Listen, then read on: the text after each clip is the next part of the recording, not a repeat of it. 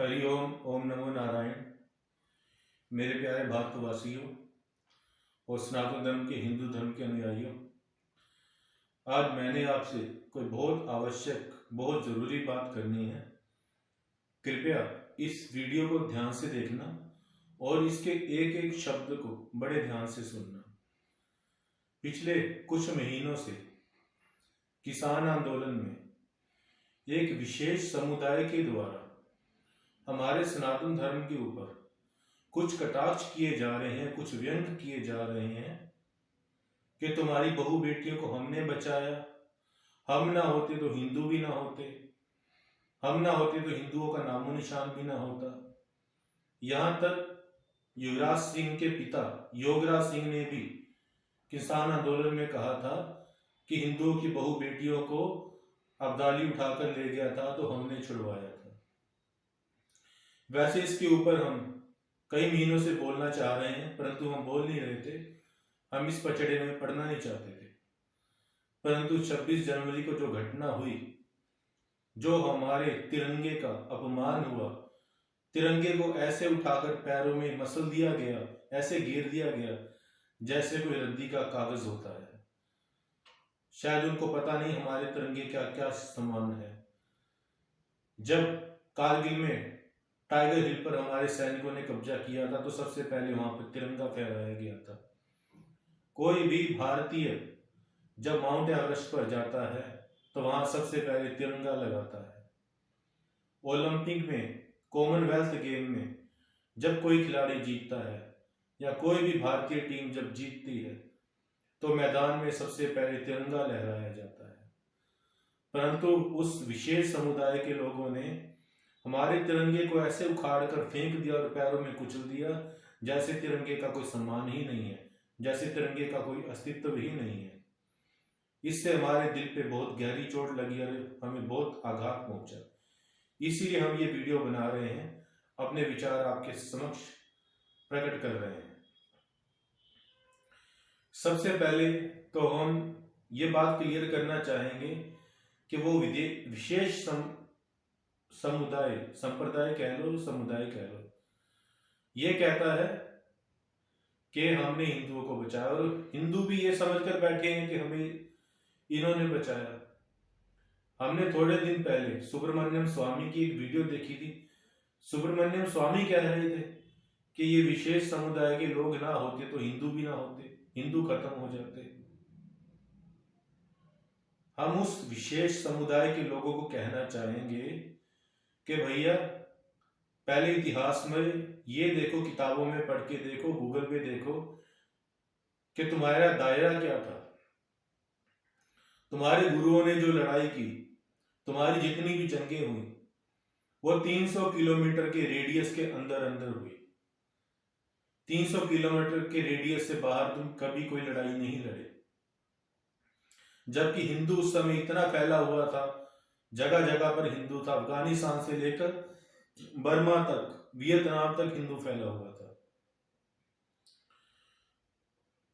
अगर तुमने हिंदुओं की रक्षा की तो ये बताओ, केरला में तुम लोग नहीं थे परंतु केरला में हिंदू थे। केरला के हिंदुओं की किसने रक्षा की? तमिलनाडु के हिंदुओं की किसने रक्षा की? तमिलनाडु में तो तुम नहीं थे उस समय। कर्नाटका में तुम नहीं थे। महाराष्ट्र में, गुजरात में, मध्य प्रदेश में, छत्तीसगढ़ में, बंगाल में, उड़ीसा में, झारखंड में, वहां तुम लोग नहीं थे परंतु हिंदू वहां पर था। वहां के हिंदुओं की रक्षा किसने की ये बताओ। तुम 200-300 किलोमीटर के एरिया के अंदर 2-4 लड़ाइयां करके तुम कहते हो कि सारे हिंदुओं को हमने बचाया। ये तो वो बात हो गई जैसे कि कुएं का मेढक, कुएं में रहने वाला मेढक कहता है कि मैंने पूरा समुद्र घूमा हुआ है। तुम ये कहो कि 200 किलोमीटर, 300 किलोमीटर की दायरे के अंदर हमने हिंदुओं की रक्षा की, हिंदुओं को बचाया, परंतु तुम लोग कहते हो सारे हिंदुओं को हमने बचाया। बल्कि हम तो यहां तक कहना चाहते हैं, तुमने हिंदुओं को बचाया नहीं, हिंदुओं को मरवाया। हमारे सनातन धर्म का जितना भी पतन हुआ, जितनी भी हानि पहुंची, जितना भी नुकसान हुआ, वो तुम पंजाब में रहने वालों के कारण ही हुआ। जो भी विदेशी आया, दिल्ली तक पहुंचा, और पंजाब के रास्ते से ही दिल्ली तक पहुंचा। बाबर आया, बाबर पंजाब के रास्ते दिल्ली आया। मोहम्मद गोरी पंजाब के रास्ते दिल्ली पहुंचा। अब्दाली, अहमद शाह अब्दाली पंजाब के रास्ते दिल्ली पहुंचा। खिलजी पंजाब के रास्ते दिल्ली पहुंचा। गजनवी पंजाब के रास्ते आया। तैमूरलंग पंजाब के रास्ते आया। स्वामी जी आपको नींद आ रही है? थोड़ा अच्छे से। जितने भी विदेशियों ने आक्रमण किए दिल्ली पे, वो सब पंजाब के रास्ते ही आए। आप बाबरनामा पढ़ के देख लो,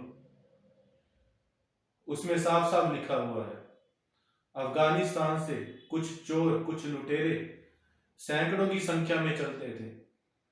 पेशावर में इनकी संख्या हजारों में हो जाती थी। लाहौर तक आते आते ये डबल हो जाते थे। अमृतसर, जलंधर, लुधियाना, सरहिंद में इनकी संख्या बहुत ज्यादा बढ़ जाती थी। बल्कि तुम पंजाब के लोग ही इनको खाना देते थे, इनको हथियार देते थे, इनको घोड़े देते थे, इनकी सेना में शामिल होते थे। जितने भी विदेशियों ने आक्रमण किए, जो विदेशी दिल्ली तक गए, उनकी सेना तुम्हारे पंजाब में ही बनी। तुम पंजाब वाले ही उनकी सेना में शामिल होते थे। अगर पंजाब के ऊपर राजपूत होते, पंजाब में राजपूत रह रहे होते या मराठा रह रहे होते, तो कोई दिल्ली तक ना पहुंच रहा होता। कोई भी राजस्थान के रास्ते दिल्ली तक नहीं पहुंचा, कोई गुजरात के रास्ते कोई विदेशी दिल्ली तक नहीं पहुंचा। एक बार मोहम्मद गोरी ने गुजरात के रास्ते से भारत में आने की कोशिश की थी। गूगल पे सर्च कर लेना, किताबों में पढ़ के देख लेना। भीमदेव के साथ मोहम्मद गोरी का युद्ध हुआ था। राजा भीमदेव ने मोहम्मद गोरी को ऐसी मार मारी, उसके बाद मोहम्मद गोरी ने गुजरात की तरफ नहीं देखा। मोहम्मद गोरी भी आया तो पंजाब के रास्ते आया। महमूद गजनी ने भी सबसे पहले पंजाब पर ही कब्जा किया था। मोहम्मद गोरी ने भी सबसे पहले पंजाब पर ही कब्जा किया था। तुमने क्या हमारे धर्म की रक्षा की? तुमने तो हमारे धर्म का नुकसान किया है। तुम्हारे कारण ही हमारा धर्म डूबा है। तुम्हारे कारण ही, अगर तुम उन विदेशियों की सेना में शामिल ना होते, उन विदेशियों की सेना की गिनती ना बढ़ाते, तो दिल्ली तक कोई पहुंच भी ना पाता। हमारे देश की, हमारे धर्म की रक्षा तो राजपूतों ने की है, मराठाओं ने की है। इतिहास पढ़ के देखो महाराणा कुंभा का, जिनका कहां तक राज्य था, जो अजय थे, कभी हारे ही नहीं थे। इतिहास पढ़ के देखो बप्पा रावल का, जिनका सऊदी अरब तक, अफगानिस्तान तक जिनका राज था, बप्पा रावल का। इतिहास पढ़ के देखो महाराणा प्रताप का, जिससे अकबर भी डर कर भागा था। इतिहास पढ़ के देखो पृथ्वीराज चौहान का, तुमको सब पता चल जाएगा। इतिहास पढ़ के देखो शिवाजी का, जिसने औरंगजेब की जड़ें हिला दी थी। तुम लोग औरंगजेब से कभी लड़े हो? तुम्हारा कोई भी, इस विशेष समुदाय को मैं कहना चाहता हूं, तुम्हारे किसी भी गुरु ने औरंगजेब से सीधी लड़ाई की है? औरंगजेब के जर्नैल आते थे, उनके सीपे सलाहकार आते थे, तुम उन्हीं से ही हार जाते थे। जिस जहांगीर ने तुम्हारे 6वें गुरु को ग्वालियर के किले में कैद करके रखा, उसी जहांगीर को महाराणा प्रताप के बेटे अमर सिंह ने 17 बार हराकर भेजा था। 17 बार। हमारे देश को तो राजपूतों ने बचाया है, ब्राह्मणों ने बचाया है, मराठाओं ने बचाया है। तुम्हारे पंजाब के ऊपर बिहारियों ने राज किया है। अशोका का राज अफगानिस्तान से लेकर बर्मा तक था। पंजाब के ऊपर अशोका ने राज किया है। पंजाब के ऊपर चंद्रगुप्त मौर्य ने राज किया है। पंजाब के ऊपर शेर शाह सूरी का राज रहा है। पंजाब के ऊपर धनानंद का राज रहा है। पंजाब के ऊपर कनिष्क का राज रहा है। पंजाब के ऊपर हर्षवर्धन का राज रहा है। पंजाब के ऊपर महाराणा कुंभा का राज्य रहा है। पंजाब के ऊपर बप्पा रावल ने राज किया है। पंजाब के ऊपर मराठाओं ने राज किया है। इतिहास में पढ़ लेना, गूगल पे पढ़ लेना।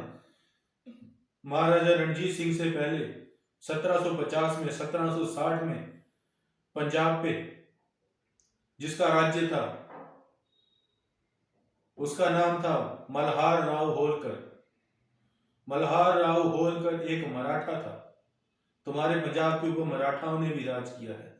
तुम मराठाओं के भी गुलाम रहे हो, राजपूतों के भी गुलाम रहे हो, मध्य प्रदेश वालों के भी गुलाम रहे हो, बिहार वालों के भी गुलाम रहे हो। तो पंजाब वालों, तुम बताओ, तुमने क्या किसी राजपूत रियासत पे कभी राज किया है? ये पंजाब वालों, तुम बताओ, क्या तुमने किसी मराठा रियासत पे कभी राज किया है? तुम हो क्या? हिंदू धर्म को डुबोने वालों, तुम कहते हो तुमने हिंदू धर्म की रक्षा की। दिल्ली तक विदेशियों को पहुंचाने वालों, उनकी सेना में शामिल होने वालों, उनको हथियार देने वालों, उनके घोड़े देने वालों, उनको हथियार देने वाले, उन्हें खाना देने वाले आज कहते हैं कि हमने सनातन धर्म को बचाया।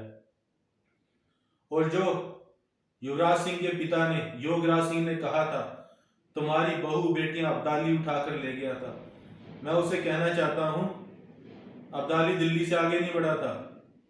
दिल्ली तक उस समय पंजाब होता था। अब्दाली पंजाबियों की बेटियों को ही लेकर गया था। अब्दाली गुजरात की बहू बेटियों को नहीं लेकर गया। अब्दाली कर्नाटका की, केरला की, आंध्रा की, बंगाल की बहू बेटियों को नहीं लेकर गया। अब्दाली पंजाब की ही बहू बेटियों को लेकर गया था, तुम्हारी ही बहू बेटियों को लेकर गया था। और हे विशेष समुदाय वालों, तुम लोग अब्दाली से डरकर जंगलों में छुप गए थे। अब्दाली ने तुम्हारे सर के ऊपर इनाम रखे हुए थे कि जो भी इस समुदाय के लोगों की गर्दन मुझे दिखाएगा उसे मैं सोने की मोहर इनाम में दूंगा। भारत में कोई ऐसी कौम नहीं जो किसी से डर के जंगलों में छुप गई हो। तुम उससे डरकर जंगलों में छुप गए थे। बल्कि तुम्हारे धर्म को, तुम्हारा जो पेड़ है, इसको हम सनातन धर्म वालों ने अपने खून से सींचा हुआ है। तुम्हारे जितने गुरु हुए सारे हिंदू थे। तुम्हारी सेना का जो पहला सेना नायक था प्रयागदास, वो भी एक ब्राह्मण था। तुम्हारे 10वें गुरु गोबिंद सिंह के जो गुरु थे, जिन्होंने उन्हें शस्त्र शिक्षा दी, शस्त्र विद्या सिखाई, वो भी एक ब्राह्मण थे। कृपादत्त उनका नाम था। चांदनी चौक पर गुरु तेग बहादुर के साथ जो शहीद हुए सतीदास मतीदास, वो भी ब्राह्मण थे।